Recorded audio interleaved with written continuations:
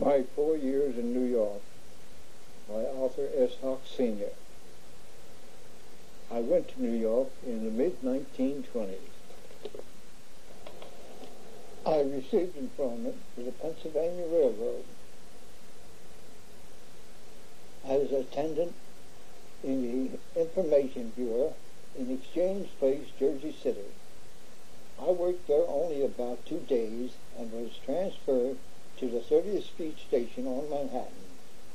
With the help of many fine gentlemen who had years of experience on giving information, it was not too hard after studying my timetables.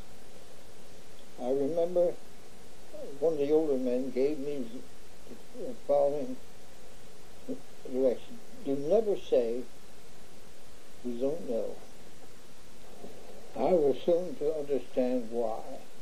As in answering a phone call from a lady who was acting as a companion for a party going to the West Coast, her request was that I give her the predictions for the weather conditions at each of the stops that they planned on their trip west.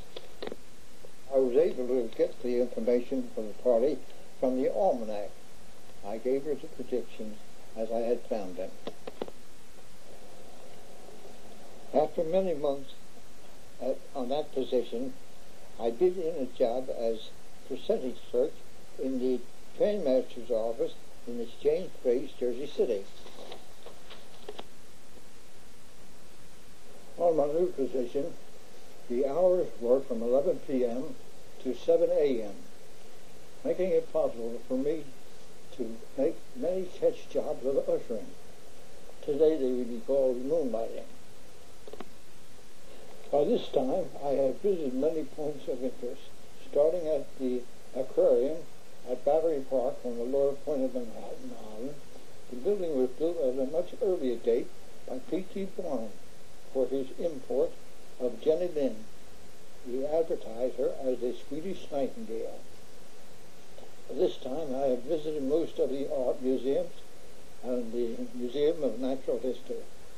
I was living in my father's apartment on the Roosevelt apartment, 4th and Perry Street in Rooms to Live, not far from St. Simpson's Hospital, Jefferson Market Court and Market. I had a favorite restaurant called Siegel's in this neighborhood. Our group from the office had arranged to take an excursion up the Hudson River to a park called Grassy Point.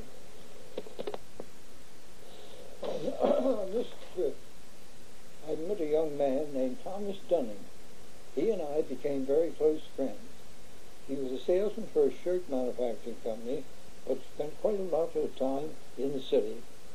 He had gone to New York University and had many friends who worked for Schubert Theatrical Company in the secretariat department.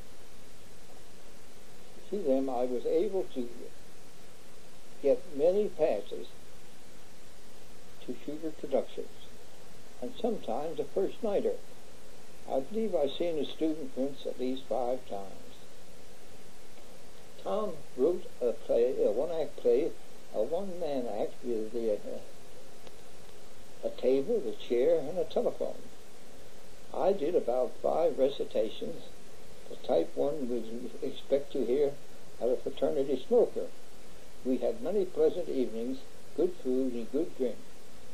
There were in the village at that time the Sacramento wine shop, when one could buy wine if he would sign up to be of the Jewish religion.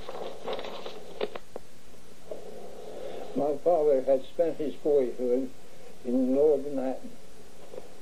He and I made many interesting strolls through different neighborhoods there. We walked over onto Canal Street, and from there he showed me the very first restaurant that Childs had operated. Also showed me where Adam Schulte had his first cigar manufacturing plant. Later we walked to a very beautiful old opera house on 8th Avenue. It was one of the most elaborate places I was ever in. But in that day it had dropped on down to where it was just showing vaudeville. The Schulte cigar manufacturing place I mentioned was the place where his father had brought tobacco from his farm in Connecticut to be sold to Adam Schulte to manufacture his cigars in those early days. I had quite a broad interest at that time, and it was from there I seen polo at Meadowbrook, when the British polo team was in this country playing in a tournament. At that time I was able to see the Prince of Wales as he accompanied that team to this country. In the winter of 1920, I seen an advertisement that at the Prospect Park YMCA will be giving evening classes in elementary drafting.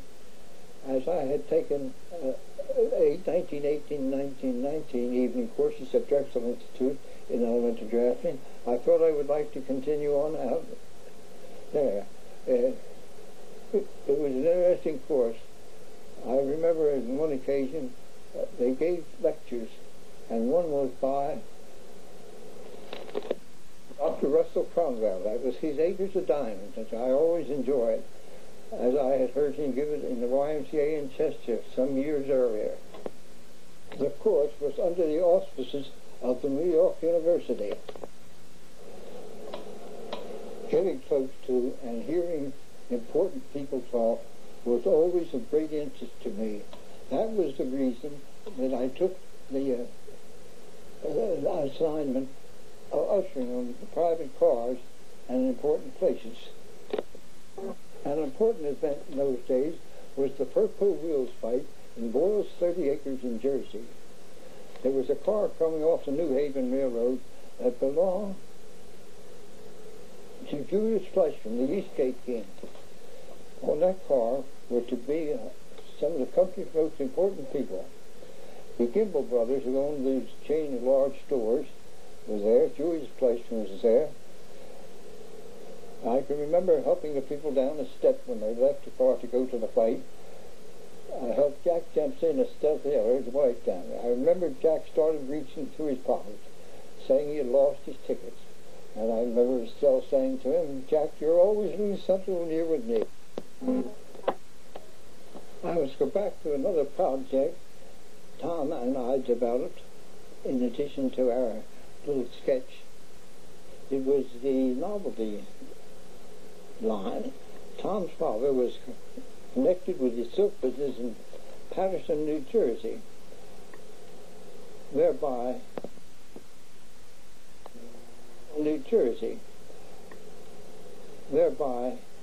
he was able to buy bales of silk remnants.